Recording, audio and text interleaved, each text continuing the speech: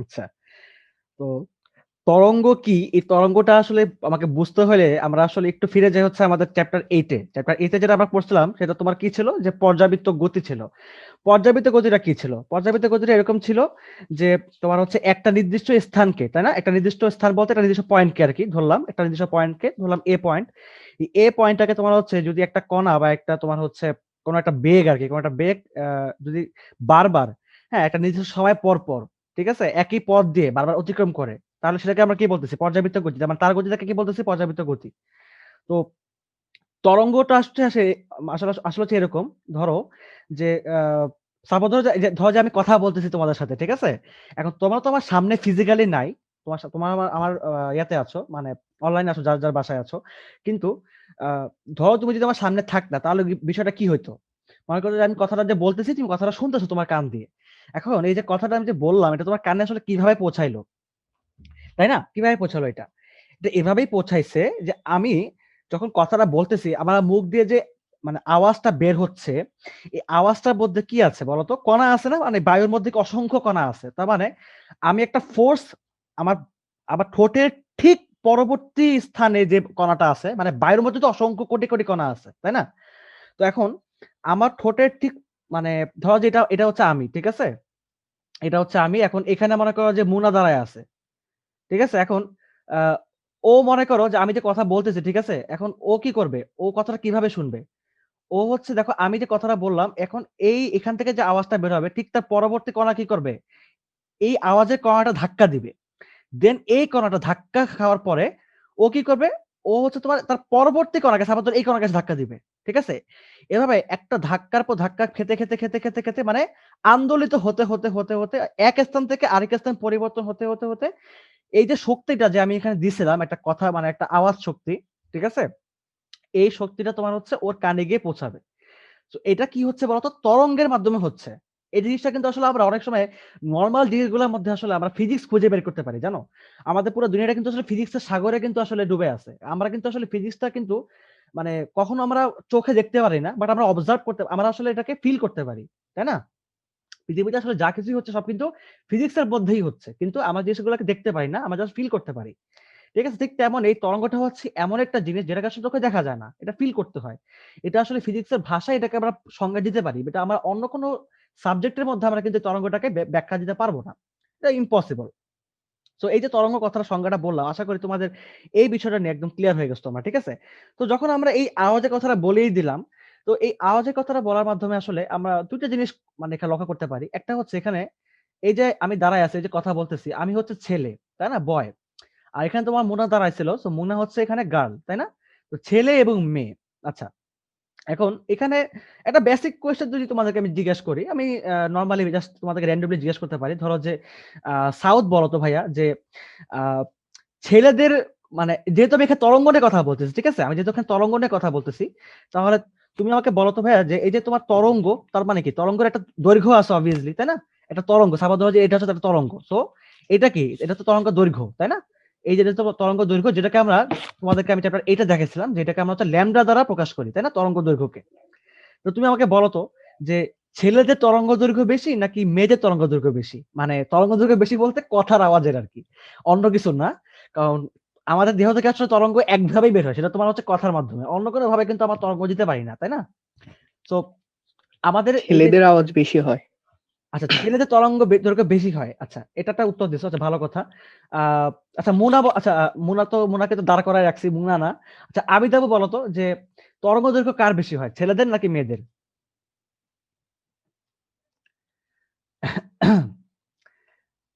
আপু কি আছেন? আচ্ছা, আবিদ আপু, হ্যালো তুমি আছো ভাই আপু? ওকে, ও মনে হয় নাই। ভাইয়া ছেলেদের। আচ্ছা, ছেলেদের তো অঙ্কের বেশি। আচ্ছা ঠিক আছে। তা ২ জনই অ্যান্সার দিছো। ওকে ভালো কথা। আচ্ছা তোমাদের ২ জনের মতই আচ্ছা সবার আগে আবিদ আপু বলো দেখি যে আ ছেলেদের তরঙ্গ দৈর্ঘ্য আসলে কেন বেশি হয়? বলতে পারো তুমি কেন বেশি হয়? না কোন ভাইয়া। আচ্ছা, আচ্ছা সাউথ বলো তো ভাইয়া তোমার কি কোন আইডিয়া আছে যে কেন ছেলেদের তরঙ্গ দৈর্ঘ্য বেশি হয়? কম কম তরঙ্গ দৈর্ঘ্য মনে হয় কম হয়, কারণ কম্পাঙ্ক বেশি হয়। ছেলেদের তরঙ্গ দৈর্ঘ্য বেশি হয় মানে কি বললা বুঝিনি কথাটা, আবার বলো। তরঙ্গ দৈর্ঘ্য কম হয়, ছেলেদের মানে কণ্ঠস্বরে কম্পাঙ্ক বেশি হয়, এই জন্য মনে হয়। তুমি তো আগে ঠিকই বলছিলা, তুমি আবার পরে আবার উল্টা বললা কেন? ভাই আমি বলবো, আচ্ছা হ্যাঁ, তুই বলো মৃদুল, শুনি। এই যে মানুষের গলায় ভোকাল কর্ড থাকে, তো ছেলেদের চা বয়সের সাথে সাথে শক্ত হয়ে যায়, তো সেই হিসেবে ছেলেদের গলার তরঙ্গ দৈর্ঘ্য বেশি তুমি হয় অন্য এবং আরে না ভাই শব্দটা না হয় তুমি তো ভুল ওরাল। ব্যাখ্যা দিতেছো মৃদুল। তুমি তো ভাই বায়োলজিতে তুমি চলে অন্য গেছো। অন্য কিছুর ব্যাখ্যা দিলে এটা। না, আচ্ছা না, মৃদুল এইটা বললো যে কেন ছেলেদের স্বর মোটা হয় আর মেয়েদের চিকন হয়, হ্যাঁ হ্যাঁ আর হ্যাঁ, এইটা এরই তো অ্যাকচুয়ালি তরঙ্গ দৈর্ঘ্য না, লম্বা এটাই না। হয়। না না না ঠিক আছে, আমি বলি সুন্দর শোনো, বল। না, মৃদুলের ব্যাখ্যাটা তরঙ্গ মানে দৈর্ঘ্য আমি লম্বা বলি শোনো, বর্ণ শোনো আমি বলি। মানে মৃদুলের মতে হচ্ছে তোমার, ওর ব্যাখ্যা যেটা দিয়েছিল তোমার হচ্ছে কিঞ্চিত, মানে কিঞ্চিত ভাগ ঠিক আছে। আর পুরোটা কেন ঠিক বলতেছে না, কারণটা হচ্ছে যে নর্মালি আসলে ভোকাল কর্ডের কারণে তোমার নর্মালি হচ্ছে তোমার তরঙ্গ দৈর্ঘ্য বেশি হয় এমনটা না। মেয়েদেরও তো ভোকাল কর্ড মানে ইয়া থাকতে পারে, মানে মোটা থাকতে পারে, সেক্ষেত্রে তার মোটা গলা আসবে, তাই না? তার অনেকটা তোমার ছেলেদের মতো ভয়েস আসবে, বাট তরঙ্গ দৈর্ঘ্য বেশি হওয়ার কম হওয়ার ক্ষেত্রে আসলে এটা সম্পূর্ণভাবে দায়ী না। তরঙ্গ দৈর্ঘ্য বেশি এই কারণে ছেলেদের মানে বেশি হয়, কারণটা হচ্ছে ছেলেদের কম্পাঙ্ক কম। এই একটা নতুন ওয়ার্ড তোমরা একটু শিখে রাখো, তরঙ্গের মধ্যে সবচেয়ে বেশি ইউজ হচ্ছে এই ওয়ার্ডটাই হবে, সেটা হচ্ছে কম্পাঙ্ক, ফ্রিকোয়েন্সি। ঠিক আছে, ফ্রিকোয়েন্সি। ছেলেদের ফ্রিকোয়েন্সি হচ্ছে কম হয়, তাই তরঙ্গ দৈর্ঘ্য, ঠিক আছে, তরঙ্গ দৈর্ঘ্য বেশি হয়।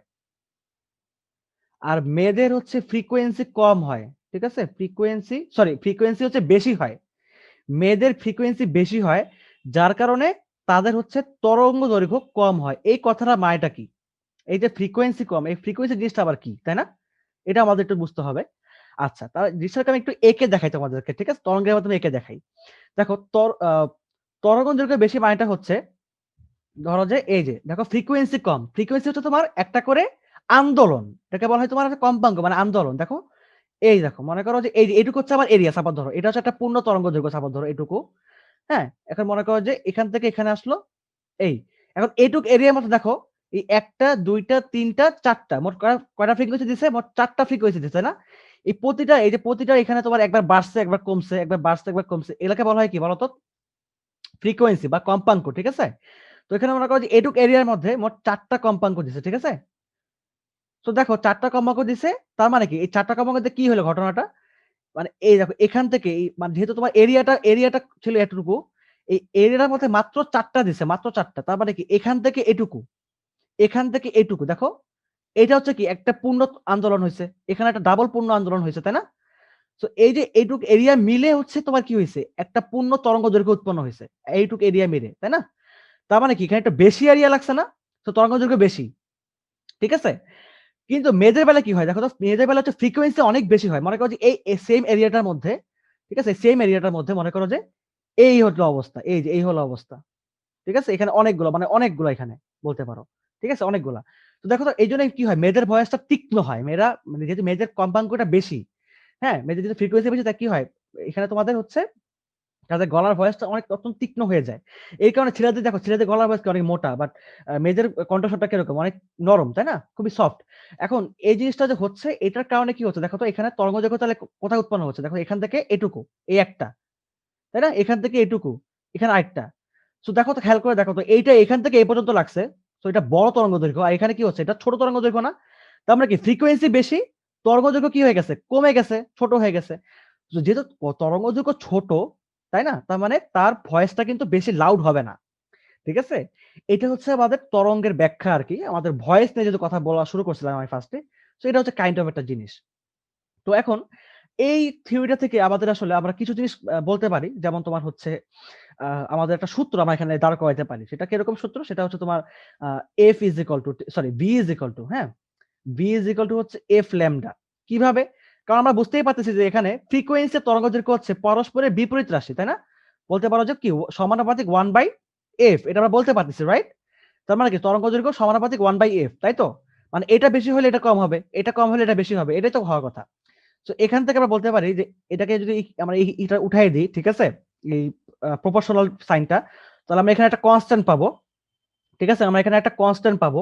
সো আমরা এই কনস্ট্যান্টটাকে বলতেছি তোমার কি জানো, ভেলোসিটি, ভি। তাহলে আমরা এখানে কি বলতে পারি যে lambda is equal to V by F. সুতরাং ভি ইজ ইকুয়াল টু হচ্ছে এফ ল্যামডা। সো এইটা হচ্ছে আমাদের একটা বলতে পারো এই চ্যাপ্টারের ফার্স্ট সূত্র, ঠিক আছে? তোমাদেরকে অলরেডি আমি চ্যাপ্টার এটা দেখাইছিলাম হয়তোবা, আমার মনে নাই ঠিক, বাট এটা তোমাদের হচ্ছে এই চ্যাপ্টারের জন্য ফার্স্ট সূত্র। তো এখন এই যে আমি সূত্র যেটা লিখলাম V is equal to F lambda, এই V is equal to F ল্যামডাটার ক্ষেত্রে আমরা দুইটা জিনিস শিখবো। সেটা হচ্ছে যে নাম্বার ওয়ান যে জিনিসটা আমরা মানে এখানে তুলে ধরবো সেটা হচ্ছে তোমার একই মাধ্যমে হলে। একই মাধ্যমে বলতে কিরকম বোঝাচ্ছি সেটা একটু পরে বলতেছি।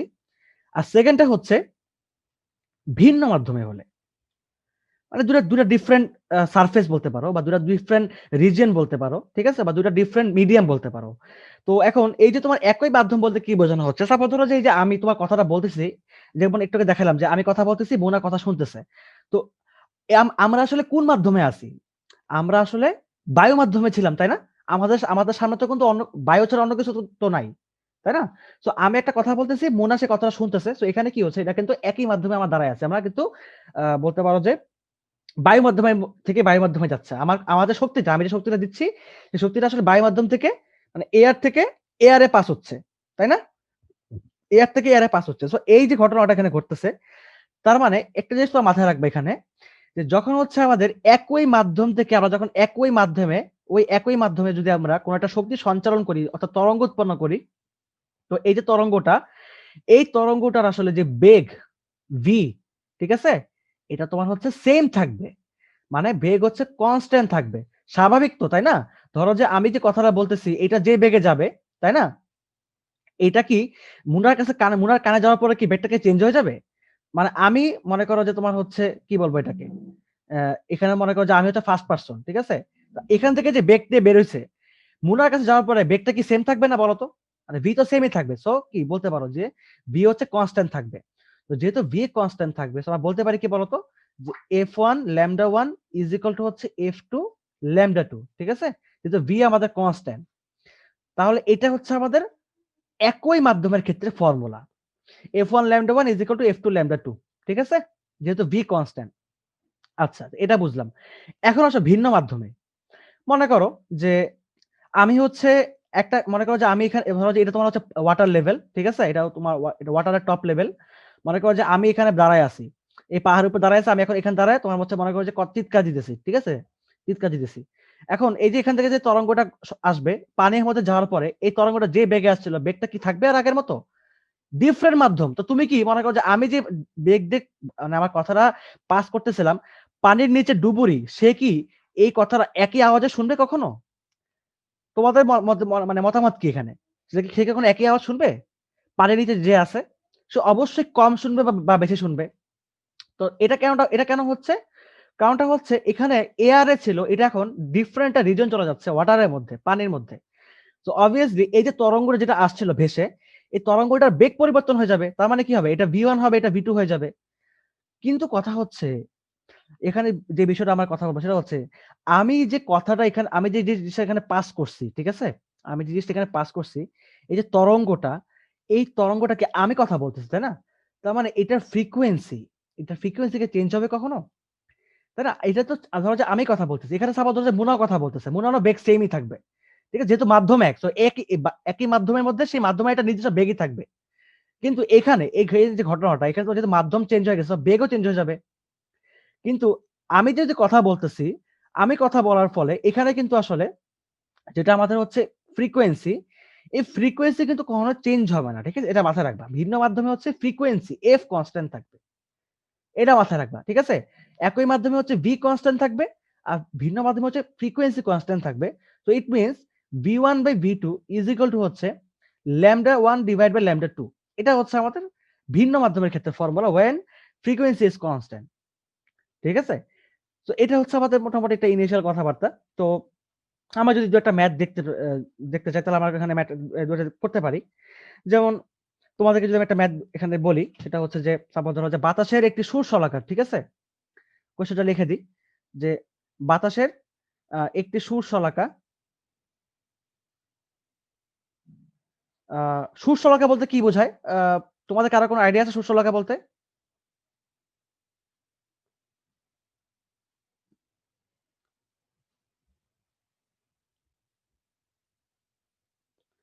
আচ্ছা, সুরসলঙ্গার তরঙ্গের দৈর্ঘ্য হচ্ছে সাপোজ ধরো 50 সেন্টিমিটার, অপর সুশলাকার, ঠিক আছে, অপরটার হচ্ছে অপর একটি বস্তু সুশলাকার সৃষ্ট শব্দ তরঙ্গের দৈর্ঘ্য অনেক বড় একটা লাইন আর কি, ধরলাম হচ্ছে 70 সেন্টিমিটার, মানে এই পুরো লাইনটাই জাস্ট আবার রিপিট করে 70 সেন্টিমিটার। ভাইয়া এটা হচ্ছে কথা শুনতে পাচ্ছিল না, না, কথা শুনতে পাচ্ছিলাম না। তাহলে একটু মনে হয় প্রবলেম হয়েছিল, কোনো কানেক্টিং নিল আবার। তো এই যে সুর শলাকা হইলো একটা মানে সাধারণত স্থিতিস্থাপক ধাতু হয়, ইস্পাতের হয়ে থাকে হ্যাঁ, হ্যাঁ, হ্যাঁ। সাধারণত।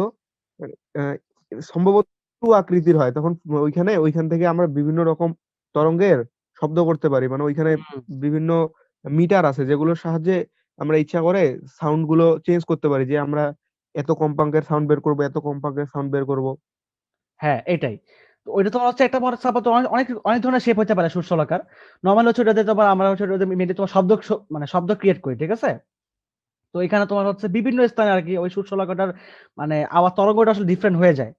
ঠিক আছে? স্থান পরিবর্তন করলে আরকি। তো সেই স্থানে বায়ু বা মাধ্যমের উপর আসলে ডিপেন্ড করতেছে সুশলাকারটা শব্দটা কিরকম হবে। কত তরঙ্গ দৈর্ঘ্যে সে ফ্লো করবে। তো এই যে ধরো যে আমার একটা কোয়েশ্চেনটা যে এটা বাতাসের এই যে দেখো বাতাসের মধ্যে বলে দিচ্ছে, দেখছো? একটা মাধ্যম বলে দিচ্ছে কি বাতাস। তার মানে বাতাসের একটা সুশলাকার শব্দ তরঙ্গ দৈর্ঘ্য হচ্ছে তোমার 50 সেন্টিমিটার আর অপরটা হচ্ছে তোমার 70 সেন্টিমিটার। ঠিক আছে? দুটো ডিফারেন্ট। ধরো যে যেমন ধরো যে আমি, এটা হচ্ছে আমি, এটা হচ্ছে তোমার হচ্ছে মুনা। যেটা আমি একটু আগে বুঝাইলাম। তো সেই হিসাবে মনে করো যে আমার হচ্ছে ৩৫০ হার্টজ যদি কম্পাঙ্ক হয়, তো সেই ক্ষেত্রে আসলে আ মানে দ্বিতীয়টির কম্পাঙ্ক কত হবে? এটা হচ্ছে কোয়েশ্চেন করছে। তো আমাদের ফর্মুলাটা কি তাহলে? ফর্মুলাটা কিন্তু আসলে খুবই সিম্পল। যেটা কি যেখানে বলা যে যেহেতু বাতাস তার মানে মাধ্যম সেম থাকবে। So F1 lambda 1 is equal to F2 lambda 2। আমাকে বের করতে বলছে কি? আমাকে বের করতে বলছে কম্পাঙ্ক। তার মানে ফ্রিকোয়েন্সি F2 বের করতে বলছে। তাহলে F2 is equal to what? F1 lambda 1 divide by lambda 2। তাই না? খুবই সিম্পল জিনিস। জাস্ট তোমাদেরকে আমি জাস্ট ম্যাথটা জাস্ট টপিকটা বোঝানোর জন্য আরকি এটা করে দিলাম আরকি। তো ৩৫০ ইনটু ৫০ ডিভাইড বাই হচ্ছে তোমার ৭০। বাস এটা করলেই তোমাদের অ্যান্সারটা বের হয়ে যাবে। ঠিক আছে? আচ্ছা, এরপরে যদি তোমাদেরকে আমি আরেকটা কোয়েশ্চেন দেই এখানে, আরেকটা কোয়েশ্চেন যদি তোমাদেরকে দেখাই, সেটা হচ্ছে তোমার এরকম যে ধরো যে বায়ুতে, ঠিক আছে? মানে আবারও বলতেছি, আবারও বাতাসের কথাই বলতেছি যে বায়ুতে সৃষ্ট একটি শব্দ তরঙ্গের, আবার লেখা তো খুবই মাশাআল্লাহ খুবই মানে সুন্দর হচ্ছে। আচ্ছা, তো বাতাসে সৃষ্ট একটি শব্দ তরঙ্গের আ মনে করো যে ৫ টি পূর্ণ কম্পন, ঠিক আছে? এগুলো নরমালি তোমার এমসিকিউ তে এই ধরনের কোয়েশ্চেন গুলো আসে। ৫ টি পূর্ণ কম্পনে অতিক্রান্ত দূরত্ব অতিক্রান্ত দূরত্ব ৮ মিটার হলে, হ্যাঁ? ওই তরঙ্গের মনে করো ওই তরঙ্গের এবার একটা ডিফারেন্ট কোয়েশ্চেন দিলাম। সাপোজ ধরো পর্যায়কাল কত? পর্যায়কাল কত? দেখো কি বলছে আমাকে। obviously তোমার শব্দ তরঙ্গটা কোথায় সৃষ্টি হচ্ছে? বাতাসে সৃষ্টি হচ্ছে। সো মাধ্যম হচ্ছে আমার বায়ু, এয়ার। অ্যান্ড এখানে আমাকে বলে দিছে যে ৫ টা পূর্ণ কম্পনে ৫ টা পূর্ণ কম্পন অতিক্রান্ত দূরত্ব হচ্ছে তোমার ৮ মিটার।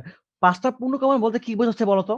দেখো তো এই যে এটা বোঝাচ্ছে। দেখো যে ১, ২, ৩, ৪, ৫। এই টোটাল টুকু ডিসট্যান্স হচ্ছে তোমার ৮ মিটার। ঠিক আছে? ৫ টা পূর্ণ কম্পন দিছে। হ্যাঁ? ৫ টা পূর্ণ কম্পন দিছে। তো ৮ মিটার। এখন ওই তরঙ্গটার পর্যায়কাল কত? অর্থাৎ এই যে এখান থেকে এটুকু পর্যায়কাল কত হবে? না, অ্যাকচুয়ালি সেটা না। বোঝানো হচ্ছে তোমার এই যে এইটুকু। ঠিক আছে? পর্যায়কাল কত হবে? মানে একটা পূর্ণ কম্পন যেটা টোটাল পর্যায়কাল কত হবে?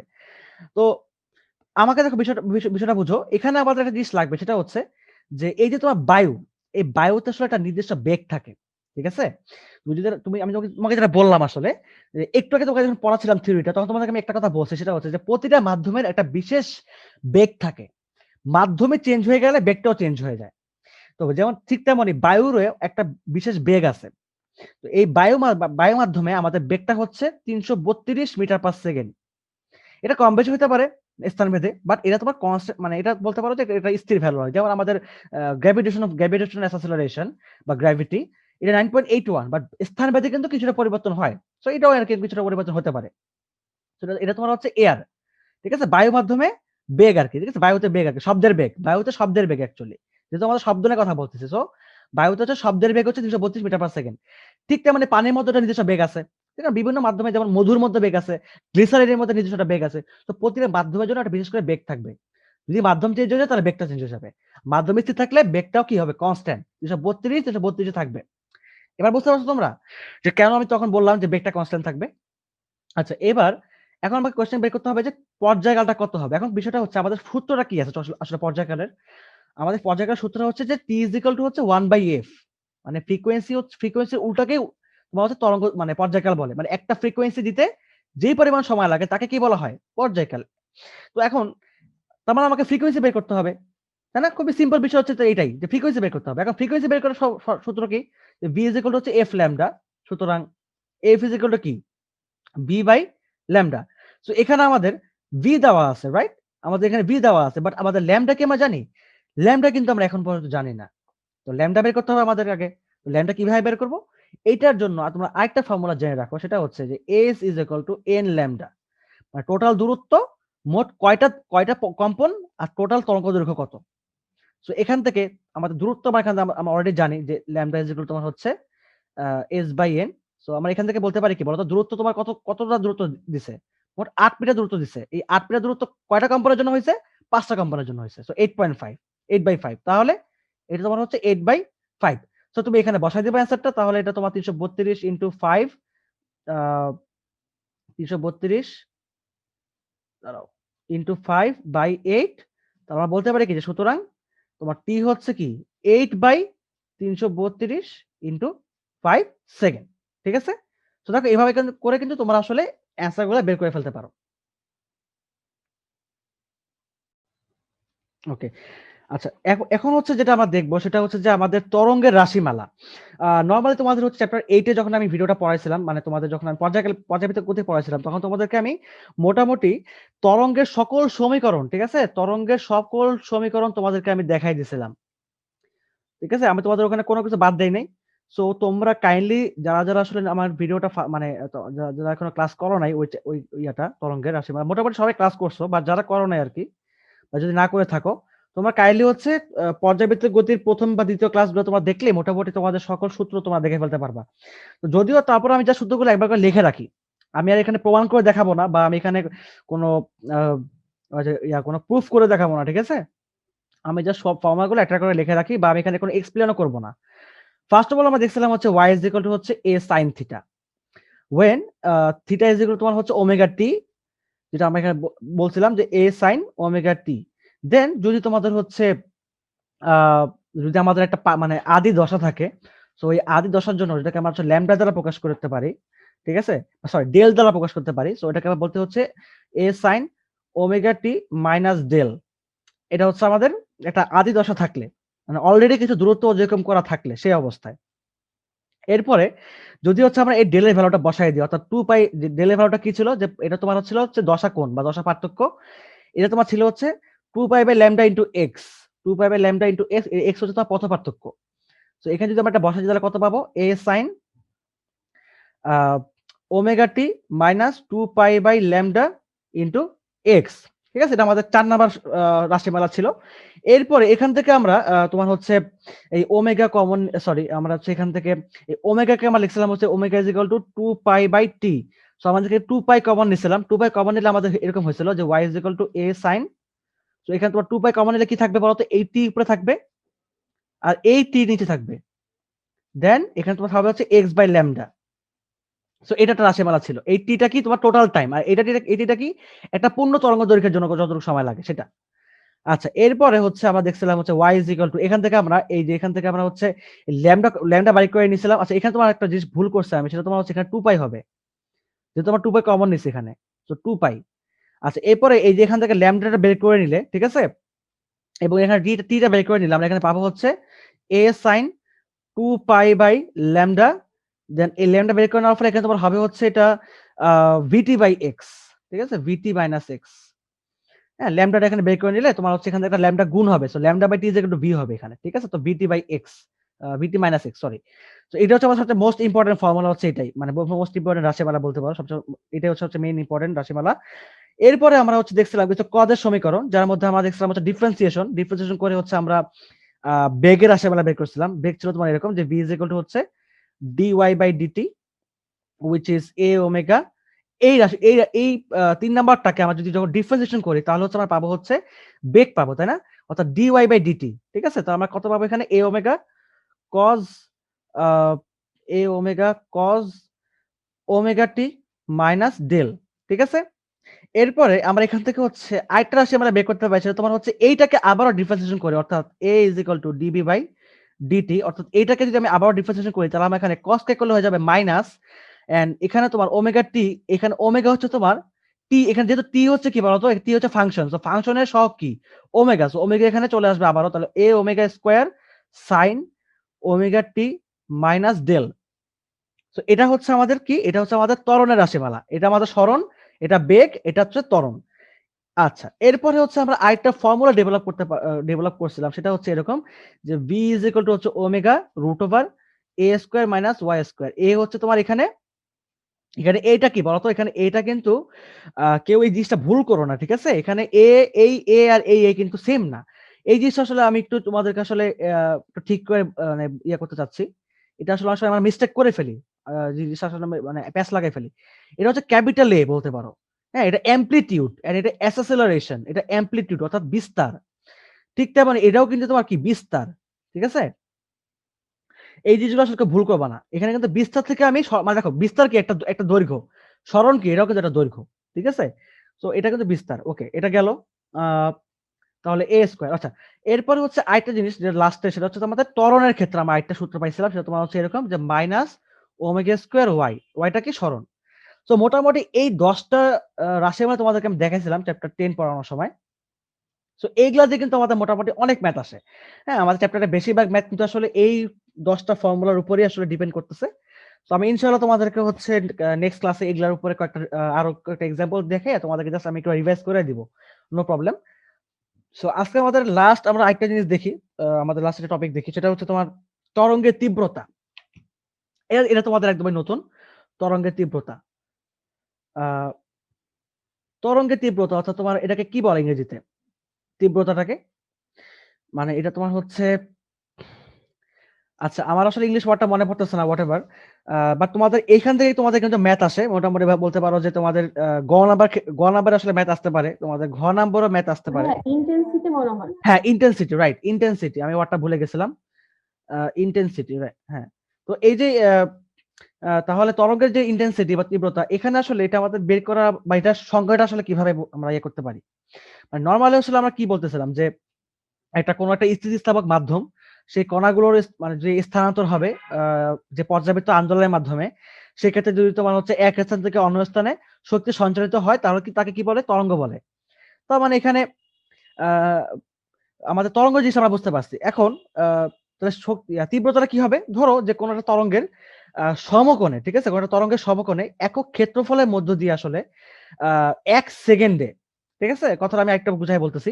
মনে করো যে একটা তরঙ্গের, যে কোনো তরঙ্গ হতে পারে, যে কোনো, ধরো যে আমি কথা বলতেছি এই তরঙ্গে, সাপোজ ধরো এই তরঙ্গের সমকোণে, ঠিক আছে, সমকোণে অর্থাৎ 90 ডিগ্রি অ্যাঙ্গেলে, পারপেন্ডিকুলার ডিসটেন্স, ওকে, পারপেন্ডিকুলার। তো তরঙ্গের সমকোণে একক ক্ষেত্রফলের মধ্য দিয়ে, মানে আমি যে কথাটা বলতেছি, এই আমার কথাটা বলার যে ফ্রিকোয়েন্সির এখানে লোড হচ্ছে, এখানে আসলে এটার পারপেন্ডিকুলার ডিসটেন্সের মধ্যে যে কোনো একটা ক্ষেত্রফল আমি নিলাম, এই একক ক্ষেত্রফলের মধ্য দিয়ে তোমার হচ্ছে 1 সেকেন্ডে, ঠিক আছে, 1 সেকেন্ডে যেই পরিমাণ শক্তি প্রবাহিত হয়, যে পরিমাণ শক্তি প্রবাহিত হয়, শক্তি প্রবাহিত হয়, বিষয়টা বুঝো তাহলে বিষয়টা কি বলছে। মানে এখানে কিন্তু আসলে ডিপেন্ড করতেছে, তাই না, যে আসলে কে কথাটা বলতেছে। সাপোজ ধরো যে যদি আমি কথা বলি তাহলে কি হবে, অবভিয়াসলি আমার তীব্রতা কি বেশি হবে না বলতো? কারণটা কি বলতো, আমার ভয়েসটা কি একটু লাউড ভয়েস, এর মনে করো এখানে মনে করো যে এখানে আবিদা বা মুনা কথা বলতেছে, তাহলে ওদের ভয়েসটা কি লো ভয়েস, তাহলে ওদের তীব্রতা কি হবে, অনেক কম হবে। তো এটা তোমাদের তো মাথার মধ্যে তোমরা বুঝেই বলছো যে আসলে ঘটনাটা কি ঘটতেছে। তো তীব্রতা মানে হচ্ছে একটা শক্তি, কতটুকু তীব্র আমার এই তরঙ্গটা, সেটা কার উপর ডিপেন্ড করবে, মাধ্যমের উপর ডিপেন্ড করবে, তাই না? এবার যে হচ্ছে বক্তা তার উপর ডিপেন্ড করবে। তো এটাকে বলা হয় তোমার তীব্রতা। এখন এইটার ক্ষেত্রে তোমার হচ্ছে একটা বিশেষ ফর্মুলা আছে, যেটা তোমার হচ্ছে মোটামুটি একটু বড় ফর্মুলা, সেটা হচ্ছে, আর ভালো কথা, যেহেতু তোমার আই হচ্ছে ইন্টেন্সিটি, সো আই দ্বারা হচ্ছে ডিনোট করা হয় তরঙ্গের তীব্রতাকে। So I is equal to হচ্ছে তোমার 2 রো, মানে আমার এই কথার ঘনত্বটা কতটুকু, ঠিক আছে, 2 রো, দেন হচ্ছে পাই স্কয়ার বা মাধ্যমের ঘনত্ব আর কি, পাই স্কয়ার এ স্কয়ার। এখানে এটা কি, ডোন্ট ফরগেট, এটা কিন্তু আসলে এখানে ত্বরণ না, এটা কিন্তু আসলে অ্যামপ্লিটিউড, ঠিক আছে, এ স্কয়ার, দেন হচ্ছে এফ স্কয়ার, দেন ভি। এটা হচ্ছে তোমার কি বলতো, ফ্রিকোয়েন্সি, এটা অ্যামপ্লিটিউড, এটা তোমার হচ্ছে ডেনসিটি, আর এটা তোমার হচ্ছে ভেলোসিটি, ঠিক আছে? এন্ড এটার এককটা হচ্ছে আহ এটা তোমার হচ্ছে মেবি ওয়েবার, যতটা আমার মনে পড়ে এটা তোমার হচ্ছে এটাকে বলা হয় ওয়েবার পার মিটার স্কোয়ার। ঠিক আছে, এটাকে বলা হয় তোমার ওয়েবার। তোমার যদি একটু বইটা খুলো, তোমাদের বইয়ে তুমি ওয়েবারের সংজ্ঞা ডেফিনেশন পেয়ে যাবা। আমার সামনে আসলে বই নাই, তো তোমাদেরকে আমি আসলে ডেফিনেশনটা বলতে পারলাম না। তো যাই হোক, এটাকে বলা হচ্ছে ওয়েবার। আর এটা ছাড়াও আরেকটা ফর্মুলা আছে, সেটা তোমার হচ্ছে এরকম, সেটা তোমার সেটা ক্ষেত্রে আবার আমাদের হাইট চলে আসবে, height. I is equal to হচ্ছে P by 4 pi r square. আমি তোমাদেরকে এই ফর্মুলা গুলার কোন ধরনের প্রুফ করে দেখাবো না, বিকজ এটা সম্পূর্ণ মানে টোটাল ওয়েস্ট অফ টাইম হবে। সেটা তোমাদের কখনোই আসবে না, তোমাদের অঙ্ক আসবে, তো তোমার একটু অঙ্কগুলো ভালো মতো মাথায় রাখবা। এখানে পিটা কি? পিটা তোমার হচ্ছে পাওয়ার, শক্তি, ক্ষমতা। ঠিক আছে, পিটা হচ্ছে ক্ষমতা, যার একক কি বলতো? ওয়াট। এন্ড এখানে আরটা কিন্তু তোমার হচ্ছে ডিসটেন্স। এটা ডিসটেন্সটা বলতে পারো যে পারপেন্ডিকুলার ডিসটেন্স যেটা আর কি, সেটা। ঠিক আছে, ধরো যে সাপোজ ধরো যে আমি তোমাকে এরকম বলতে পারি যে একটা প্লেন যাচ্ছে, তাই না? মনে করো যে একটা এরোপ্লেন যাচ্ছে, ঠিক আছে, আকাশ দিয়ে একটা এরোপ্লেন যাচ্ছে, খুবই সুন্দর একটা এরোপ্লেন আঁকছি আমি। তো এই এরোপ্লেনটা মনে করো যে যে যাচ্ছে, এটার কারণে কি হচ্ছে বলতো? তুমি কি নিচে একটা শক্তি, একটা আওয়াজ তুমি পাচ্ছ না বলতো এরোপ্লেনটা যাওয়ার? তো এই যে তোমার ডিসটেন্স টুকু, ঠিক আছে, এটাকে সাপোজ তুমি আর বলতে পারো। হ্যাঁ, এরপরে তোমার হচ্ছে এই যে তরঙ্গটা যে আসতেছে, তরঙ্গটা ক্ষমতা কতটুকু, ঠিক আছে, কতটুকু পাওয়ার নেই, ক্ষমতা তরঙ্গটা তোমার কানে পৌঁছাচ্ছে, সেটা তোমার হচ্ছে পি। ঠিক আছে, সো এখান থেকে তোমার হচ্ছে মেইনলি এই ফর্মুলাটা তুমি আসলে সেই ম্যাটার বের করতে পারবা, আসলে যে শব্দটা কতটুকু তীব্র, এই প্লেনের আওয়াজটা কতটুকু তীব্র, তুমি এখান থেকে বের করতে পারবা। বুঝতে পারছো? মানে তরঙ্গটা আসলে যতটুকু ডিসটেন্স কভার করবে, সেটা তোমার কি আর। তো এখান থেকে তুমি আসলে কিছু ম্যাথ আর কি তোমাদেরকে আমি নেক্সট ক্লাসে ইনশাআল্লাহ দেখাবো। তো আমাদের মোটামুটি হচ্ছে তোমার তরঙ্গ নিয়ে আসলে এটুকু আলোচনা, আমাদের এরপরে আরো কিছু টপিক আছে। আচ্ছা, তোমাদেরকে যেহেতু আসলে আমি আজকে থিওরি নিয়ে কথা বলতেছি বেশি, তো তোমাদেরকে আমি লাস্ট আরেকটা টপিক দেখাই দিই, টপিক না বলতে পারো যে একটা সংজ্ঞা বুঝাই দিই, একটা সংজ্ঞা। আর এই সংখ্যাটা খুবই খুবই ইম্পর্টেন্ট, খুবই ইম্পর্টেন্ট এই জন্যই কারণ তোমাদের হচ্ছে এই সংখ্যাটা ক নাম্বারও আসতে পারে এবং খ নাম্বারও এখান থেকে কোয়েশ্চেন আসতে পারে, মানে অনুধাবনে। তো তোমাদের নরমালি আসলে তোমরা অনেক সময় গ নাম্বার নিয়ে ঘ নাম্বার নিয়ে অনেক বেশি প্যাচ লাগাই থাকো বা রাখো, বা অনেক বেশি তোমাদের আগ্রহ থাকে, কিন্তু আসলে আহ, খ নাম্বারের কোয়েশ্চেন গুলো কিন্তু আমাদের আসলে ভালো মতো শিখতে হবে। ঠিক আছে, যে আজকে এটা লাস্ট টপিক, তাহলে এটা অনুনাদ, খুবই একটা আনকমন ওয়ার্ড তোমাদের কাছে, অনুনাদ। তোমাদের এই পর্যন্ত তোমরা আসলে কখনই এই ওয়ার্ডটা সম্পর্কে তোমরা মানে পরিচিত হও নাই। বাট অনুনাদ জিনিসটা তোমার সম্পূর্ণ হচ্ছে তোমার তরঙ্গের জন্য বলতে পারো যে তরঙ্গের আসলে টোটালটা তরঙ্গ রিলেটেড আসলে। ঠিক আছে, এই অনুনাদ জিনিসটা কি? আমরা যদি এটা নিয়ে একটু কথা বলতে চাই, সেটা হচ্ছে যে এটা ইংরেজিতে বলা হয় তোমার হচ্ছে রেজোনেন্স। ঠিক আছে, রেজোনেন্স। এই রেজোনেন্স জিনিসটা কি? এটা হচ্ছে কাইন্ড অফ বলতে পারো যে আহ, একটা কম্পন। ঠিক আছে, অনুনাদ হচ্ছে একটা কম্পন, বাট একটা ডিফারেন্ট কম্পন। মানে বলতে পারো যে যে অনুনাদ হচ্ছে একটা একটা কম্পন, কিন্তু সকল কম্পন আসলে অনুনাদ না। বিষয়টা হচ্ছে অনেকটা এরকম, এটা হচ্ছে একটা কাইন্ড অফ ফ্রিকোয়েন্সি। সে কম্পিত হচ্ছে, কম্পিত হওয়ার ফলে একটা একটা তোমার হচ্ছে একটা প্রপার্টি উৎপন্ন হয়েছে, যাকে বলা হচ্ছে অনুনাদ। আমি যদি তোমাকে একটু সংজ্ঞাটা বুঝাই বলি, যেটা আমি তোমার সংজ্ঞাটা আমার এখনো মনে আছে। তো এই সংজ্ঞাটা বোঝানোর আগে তোমাদেরকে আমার আসলে বলতে হবে যে আসলে একটা ডিফারেন্ট কম্পন নিয়ে আসলে এখানে কথা বলতে হবে। সেই ডিফারেন্ট কম্পনটা কি আসলে? সেটা তোমার হচ্ছে পরবশ, পরবশ কম্পাঙ্ক বা পরবশ কম্পন। এই জিনিসটা তোমাদের আগে একটু বুঝতে হবে, পরবশ কম্পন বা পরবশ কম্পাঙ্ক। ঠিক আছে, কম্পন বা কম্পাঙ্ক সেম জিনিস। তো পরবশ কম্পনটা আবার কি? পরবশ জিনিসটা হচ্ছে এটা এরকম, সাপোজ ধরো যে একটা একটা বস্তু, মনে করো যে সে হচ্ছে অবভিয়াসলি পর্যাবৃত্ত স্পন্দন বা পর্যাবৃত্ত আন্দোলনে সে আন্দোলিত হচ্ছে। তো এই বস্তুটার যখন স্বাভাবিক কম্পনে কম্পিত হবে, হ্যাঁ, আমি আবারও বলতেছি, মনে করো যে একটা একটা বস্তু, ঠিক আছে, একটা একটা স্পন্দন, ধরো যে কিভাবে বলতে পারি, মনে করো যে একটা সূর্যশলাকা, বা মনে করো যে আচ্ছা আমি বর্ণের কথাই বলি, সাপোজ বর্ণ এটা, ঠিক আছে। এখন মনে করো যে বর্ণ হচ্ছে কি? সে মুখ দিয়ে কথা বলতে পারে, তাই না? সে মুখ দিয়ে আওয়াজ বের করতে পারে। অর্থাৎ কি বোঝানো হচ্ছে? মানে সে হচ্ছে তোমার একটা কম্পনশীল বস্তু, বা সে হচ্ছে একটা স্পন্দনক্ষম বস্তু, তাই না? এখন সে যে কথা বলতেছে, তার মুখ দিয়ে যে আওয়াজটা বের হচ্ছে, সেই আওয়াজটা মনে করো যে স্বাভাবিক কম্পনে, ঠিক আছে, মনে করো যে এটা তোমার, এটা হচ্ছে তার স্বাভাবিক কম্পন হওয়া উচিত ছিল, সাপোজ ধরো। ঠিক আছে, এটা তো স্বাভাবিক কম্পন হওয়া উচিত ছিল, বুঝতে পারছো? এখন এইটা না হয়ে সাপোজ ধরো এরকম হইলো, ধরো যে এরকম হইলো, মনে করো যে ওর ভয়েস মনে করো যে এটা মেয়েদের মতো শোনাচ্ছে। ঠিক আছে, অনেক সময় এমন হয় না যে আমরা মনে করি যে মেয়েদের গলায় মেয়েদের মানে মেয়েদের আওয়াজে কথা বলা ট্রাই করি, ধরো যে ও এই জিনিসটা এখন করতেছে। সো স্বাভাবিক কম্পনে কম্পিত হওয়ার পরিবর্তে যখন আরোপিত কম্পন, মানে মানে যখন তার এটা যখন আরো একটু বেশি হয়ে যায় বা একটু কম হয়ে যায় বা একটু ডিফারেন্ট হয় আর কি, ঠিক আছে, যাকে বলা হয় তোমার আরোপিত কম্পনের কম্পাঙ্ক। ঠিক আছে? আরোপিত কম্পনের কম্পাঙ্ক বলতে কি বোঝায় আবার? মানে আমি এটা ইচ্ছা করে আরোপ করতেছি। ঠিক আছে? এটা কিন্তু আসলে নরমালি কিন্তু না। নরমাল কোনটা? যে আমি স্বাভাবিকভাবে কথা বলতেছি, স্বাভাবিক, নরমাল। আর এটা কি করতেছি আমি আরোপিত করতেছি। মানে এটা আমি ইচ্ছা করে বাড়াচ্ছি বা কমাচ্ছি। ঠিক আছে? আরোপিত। সো ওই যে আরোপিত কম্পনের কম্পাঙ্কে যখন স্পন্দিত হবে, ঠিক আছে? ওই যে কম্পাঙ্কটা যে ওই যে কম্পনটা ওইটাকে তোমার কি বলা হয়?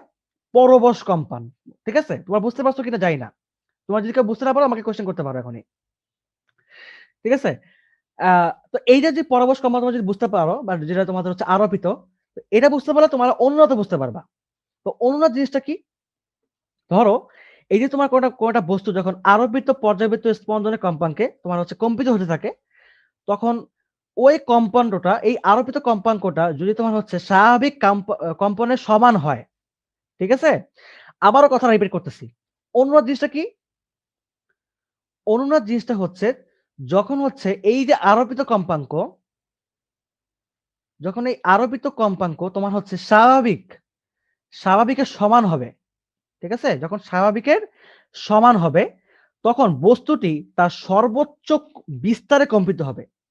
তখন বস্তুটি তার সর্বোচ্চ বিস্তারে, ঠিক আছে? সর্বোচ্চ বিস্তারে বা সর্বোচ্চ অ্যামপ্লিটিউডে, অর্থাৎ তোমার বিষয় হচ্ছে এরকম যে এটা তোমার সমান। মানে তার যে নরমাল কম্পাঙ্ক সেটা হচ্ছে তোমার তার আরোপিত কম্পাঙ্কের সমান হয়ে গেছে। ইট মিনস তার যে কম্পাঙ্কটা এখন তার সর্বোচ্চ বিস্তারে বিস্তারিত হচ্ছে। কারণটা কি? তার আরোপিতটা কি হইছে? তার নরমালটা সমান। সো এটা কি? তোমার নরমালটাও এটা, আরোপিতও এটা। তার মানে এটা তার সর্বোচ্চ কম্পাঙ্কে এখন বর্তমানে স্থির করতেছে। ঠিক আছে? বুঝতে পারছো তোমরা? তো যখন সে তার সর্বোচ্চ আ তোমার হচ্ছে কি বিস্তারে কম্পিত হবে, এই যে কম্পনটা তখন, ঠিক আছে? এই যে কম্পনটা আ বিস্তারে তোমার হচ্ছে কম্পিত হবে। এই যে ঘটনাটা এইটাকে বলা হয় তোমার হচ্ছে অনুনাদ। ইট মিনস যেটা তোমাকে বলতে চাচ্ছিলাম যে অলওয়েজ যে তোমার পরবশ কম্পাঙ্ক যে অলওয়েজ তোমার হচ্ছে কি অনুনাদ হবে তা কিন্তু না। তখনই পরবশ কম্পাঙ্ক অনুনাদ হবে যখন হচ্ছে কি বলতো এই ঘটনাটা ঘটবে। এই ঘটনাটা ঘটবে। বুঝতে পারছো তোমরা কেউ? তোমাদের কারো কোনো মানে কনফিউশন আছে কিনা? তার মানে এখান থেকে আমাদের একটা অনুধাবন কোয়েশ্চেন আসতে পারে যে সকল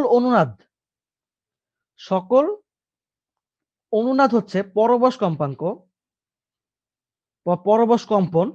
ঠিক আছে? কিন্তু কি হবে বলতো? সকল পরবশ কম্পন অনুনাদ না। হ্যাঁ, আমি তোমাদের কাছে আবার কোয়েশ্চেন নিব। কারো কোনো কোয়েশ্চেন আছে? বা কোনো জিজ্ঞাসা আছে এই বিষয়ে? যে বা কোনো কিছু বুঝতে পারোনি এমন কোনো কিছু আছে কিনা? আচ্ছা। আমরা যে কথা বলি সবগুলোই কি তাহলে অনুনাদ হয় না। কেন সেটা হবে? স্বাভাবিকভাবে? আমরা যে কথা বলছি সেটা তোমার কি? এটা তোমার নরমাল ফ্রিকোয়েন্সি, নরমাল কম্পাঙ্ক। তাই না?